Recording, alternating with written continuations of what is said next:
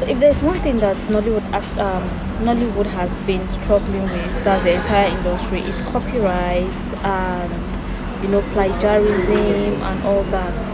And it has been ongoing for a long time, and it's something that's eating deep into the industry. So yesterday, Nollywood actress and YouTube movie producer Bimbo Ademoye, our lovely Bimbo Ademoye, had a meltdown. She said enough is enough. So she has a new project, Broken Hallelujah, which is supposed to be out April 20th. But before the main release, she has two other YouTube channels that has the same title, and they are using her poster. I mean, she's a beloved actress. A lot of people love her, and her movies are doing well on YouTube. So that's like a bait for these channels to get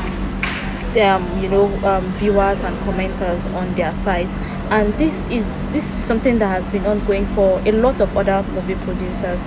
And according to her, she's going to take measures to ensure that these people are brought to justice or brought to book. Because if they don't arrest one person, all these people will not hear what it's like. They have coconut head. Check this on our website. My name is Augustina. I'm with the News Chronicle. Kindly comment, like, and subscribe, and do have a nice day.